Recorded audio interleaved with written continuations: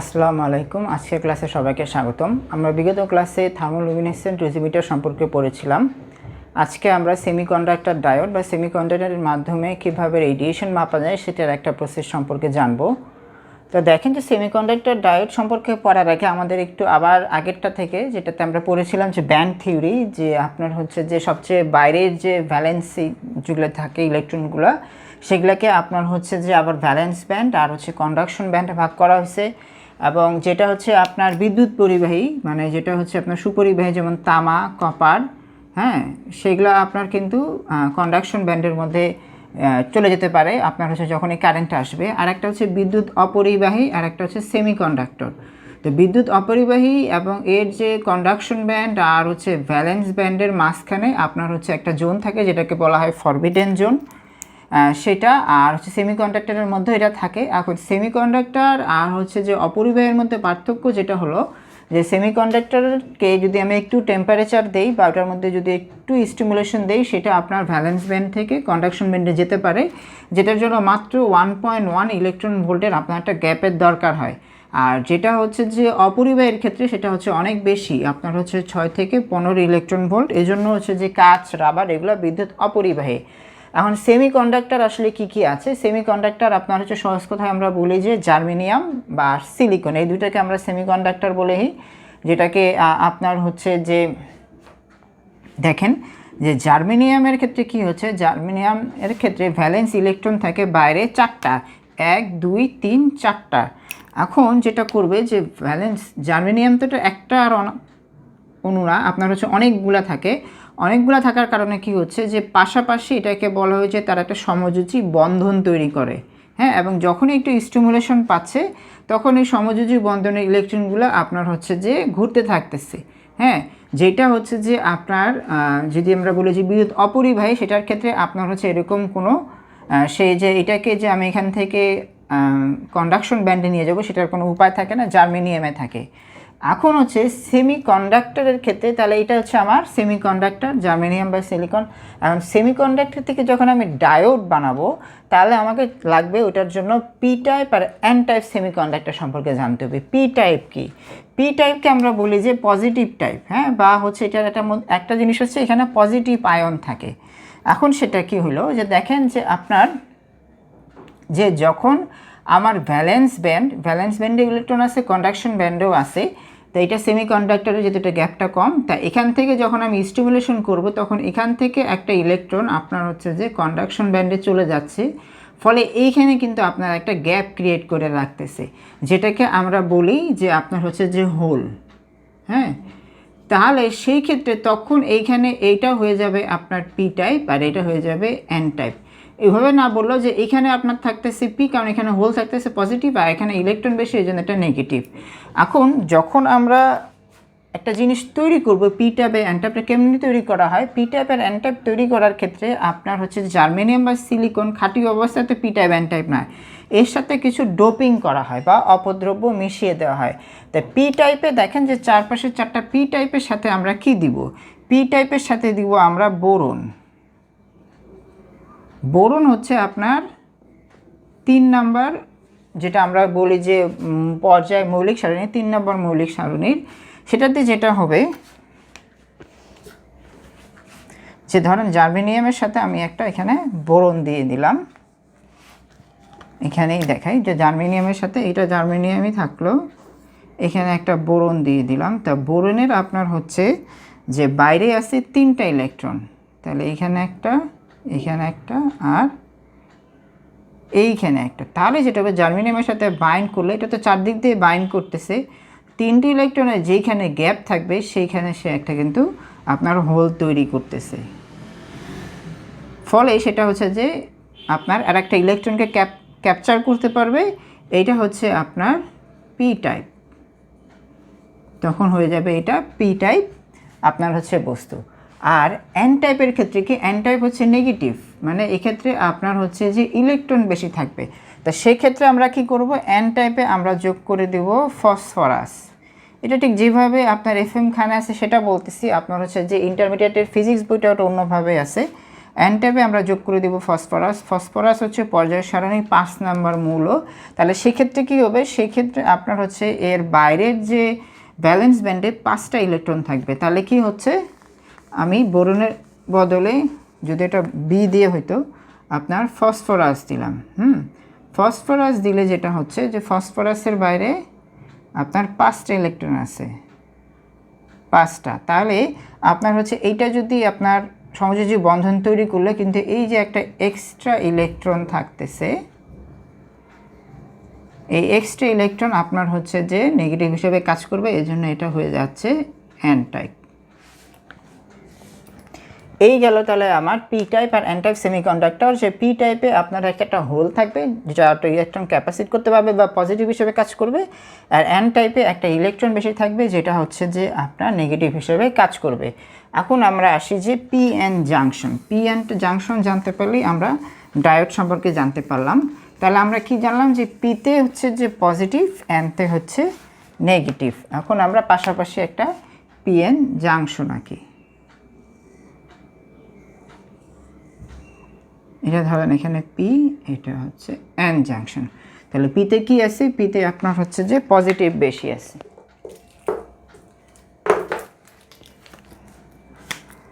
পিতে আমার পজিটিভ আছে আর এনতে হচ্ছে নেগেটিভ বা ওখানে ইলেকট্রন আছে। এখন যেটা দেখা যাবে যে দুইটাকে যদি আমরা পাশাপাশি জয়েন করে দেই তাহলে কিছুটা এরিয়া আপনার করবে কি, যে আপনার এন থেকে ইলেকট্রন আর পি থেকে হোল যে মাঝখানে একটা কিন্তু আপনার কি বলা যায়, এটা ইকুইলিব্রিয়াম তৈরি করবে, মানে ওই জায়গায় দুইটা সমান সমান, কারণ একে অপরকে তো আপনার হচ্ছে আকর্ষণ করতেছে, ফলে আপনার হচ্ছে যে মাঝখানে একটা ডিপ্লিশন এরিয়া তৈরি করবে। হ্যাঁ, ডিপ্লিশন এরিয়াটা কি, যে আপনার এই জায়গাটাতে আপনার হচ্ছে যে দুটোটাই থাকবে।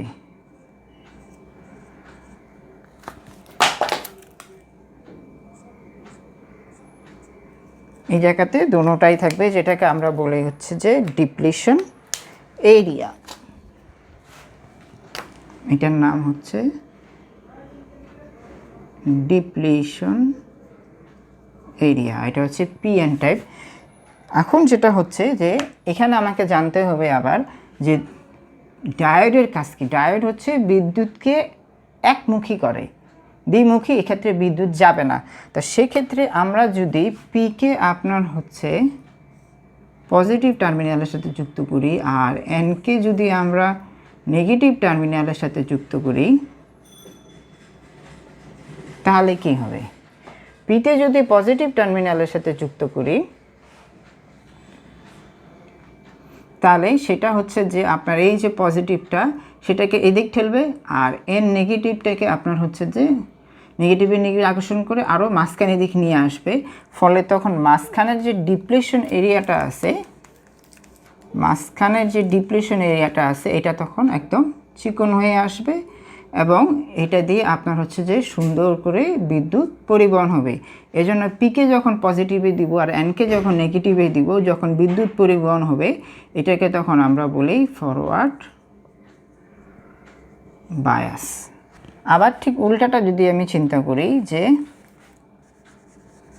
আমি পজিটিভকে দিলাম নেগেটিভ প্রান্তের সাথে আর হচ্ছে যে এন টাইপকে দিলাম পজিটিভ প্রান্তের সাথে, তাহলে কি হবে যে আপনার হচ্ছে যে হোলগুলা এই দিক চলে আসবে, যেহেতু ইলেকট্রন নেগেটিভ তাহলে হোলগুলা আপনার হচ্ছে যে এই দিকে চলে আসতেছে আর ইলেকট্রনগুলো পজিটিভের আকর্ষণে উল্টা দিকে চলে আসতেছে। ফলে এটা এই দিকে না যেয়ে আপনার উল্টা দিকে যাওয়া শুরু করবে। ফলে যে ডিপ্লিশন এরিয়াটা ছিল আমার সেটা কিন্তু তখন আরও বেশি বড় হয়ে যাবে এবং সেই দিক থেকে আপনার হচ্ছে যে কোনো বিদ্যুৎ পরিবহনই হবে না। ফরওয়ার্ড বায়াস আমার কিন্তু ডিপ্লিশন এরিয়া নাই হয়ে যে বিদ্যুৎ পরিবহন হচ্ছিল, কিন্তু যদি আমি এটাকে রিভার্স বায়াস দিই সেক্ষেত্রে আপনার ডিপ্লিশন এরিয়া অনেক বড় হয়ে যাবে এবং সেক্ষেত্রে এটার মধ্যে দিয়ে কোনো বিদ্যুৎ যাবে না। রিভার্স বায়াসের ক্ষেত্রে কোনো বিদ্যুৎ যাবে না। এই জিনিসটাই আপনার হচ্ছে যে সেমিকন্ডাক্টর ডায়োড দিয়ে আমরা হচ্ছে যে সেমিকন্ডাক্টর ডায়োড যে ডোজিমিটার আছে আমরা সেখানে কিন্তু রিভার্স বায়াস ইউজ করব। তবে এই ক্ষেত্রে একটু ক্যাটাগরিটা চেঞ্জ করে দেওয়া হয়, সেটা এখন আবার আসতেছি। আমরা তো রিভার্স বায়াস দেখলাম যে রিভার্স বায়াসে আমার ডিপ্লেশন এরিয়াটা বড় হয়ে যাচ্ছে আর হচ্ছে কোনো কারেন্ট প্রবাহিত হচ্ছে না। এই রিভার্স বায়াসটাকে কাজে লাগে সেমিকন্ডাক্টর ডায়োডটা। দেখেন এই ক্ষেত্রে যেটা করা হয়, আমার যেহেতু হচ্ছে ডিপ্লেশন এরিয়াতেই হচ্ছে যে রেডিয়েশনটা ফেলাইতে হবে, কারণ ওই জায়গাতে আমি যদি ভোল্টেজটা খুব বেশি রাখে দিয়ে যদি ওইটাকে ইউজ করি এবং যদি ডিপ্লিটেড এরিয়াতে আপনার হচ্ছে যে কোনো প্রকার রেডিয়েশন পড়ে, তাহলে ডিপ্লিটেড এরিয়াতে তো আপনার তো সেমিকন্ডাক্টর, তাহলে ওখানেও তো আপনার হচ্ছে যে কন্ডাকশন ব্যান্ড আর ভ্যালেন্স ব্যান্ড আছে, ঠিক আছে। তাহলে ভ্যালেন্স ব্যান্ডে আপনার হচ্ছে যে রেডিয়েশন পড়ে দ্রুত একটা ইলেকট্রনকে কিন্তু সে এখান থেকে আপনার হচ্ছে যে কন্ডাকশন ব্যান্ড দিয়ে যাচ্ছে, ফলে সেখানে একটা কিন্তু পজিটিভ আর একটা কিন্তু হচ্ছে যে নেগেটিভ তৈরি হচ্ছে। এই পজিটিভ আর নেগেটিভটা হবে কি, যে এখানে যেটা তৈরি হলো দ্রুত আপনার হচ্ছে কিন্তু মুভ করবে, কারণ হচ্ছে যে এখানে তো কোনো কারেন্ট ট্রান্সমিট হচ্ছিল না, সেক্ষেত্রে আমার হচ্ছে যে একটা রেডিয়েশন আসে, একটা কারেন্ট ট্রান্সমিট হচ্ছে, সেক্ষেত্রে যেটা হবে যে আপনার হচ্ছে যে ইলেকট্রনগুলো আপনার চলে যাবে হচ্ছে যে যেখানে এন টাইপ আছে সেই দিকে, কারণ আমি এখানে রিভার্স বায়াস দিয়ে দিছি। আর হচ্ছে যে হোলগুলো চলে যাবে আপনার হচ্ছে যে এই যেহেতু আমার নেগেটিভ কারেন্টের দিকে এই দিকে চলে যাবে, হ্যাঁ, যে নেগেটিভ কারেন্টের দিকে চলে যাবে হোল, আর হচ্ছে যে পজিটিভ কারেন্টের দিকে যাবে চলে ইলেকট্রন। এবং এখানে আপনার যথারীতি একটা সিগন্যাল সংযুক্ত করা থাকবে বা একটা ইলেকট্রোমিটার সংযুক্ত করা থাকবে, সেটার মাধ্যমে আপনার হচ্ছে মেজার করা যাবে যে আসলে কি পরিমাণ রেডিয়েশন আসছে বা কি রেডিয়েশন আসছে। একটা মজার জিনিস বলে রেখে দেই যে আপনার হচ্ছে যেটা এফএম খানায় আছে যে একটা আয়নাইজেশন চেম্বার থেকে সেমিকন্ডাক্টর ডায়োডের সুবিধাটা কি, এটা একটা ছোট, আর একটা যেটা হচ্ছে একটা আয়নাইজেশন তৈরি করতে আয়নাইজেশন চেম্বারে আপনার হচ্ছে 34 ইলেকট্রন ভোল্ট, 34 ইলেকট্রন ভোল্ট আপনার হচ্ছে এনার্জির দরকার হয়। সেক্ষেত্রে সেমিকন্ডাক্টরে মাত্র 3.4 ইলেকট্রন ভোল্ট এনার্জির দরকার হয়। একের সাইজ ছোট, তার সাথে সাথে আপনার হচ্ছে যে অল্প এনার্জিতেই আপনার সেমিকন্ডাক্টর ডায়োডটা আপনার হচ্ছে যে রেডিয়েশন যেটা পাচ্ছে সেটাকে সে শনাক্ত করতে পারতেছে। তারপরে হচ্ছে যে এয়ারের চেয়ে আপনার হচ্ছে সিলিকনের যে ঘনত্ব স্পেসিফিকটা সেটা হচ্ছে আপনার 1800 গুণ বেশি, ফলে আপনার হচ্ছে এয়ার আয়নাইজেশন চেম্বারের চেয়ে আপনার হচ্ছে যে বলতেছে এফএম খানে যে 18,000 গুণ টাইমস আপনার হচ্ছে যে বেশি সেন্সিটিভিটি দেখায় সেমিকন্ডাক্টর ডায়োড। এটা আপনার হচ্ছে এমসিকিউতে চলে আসে।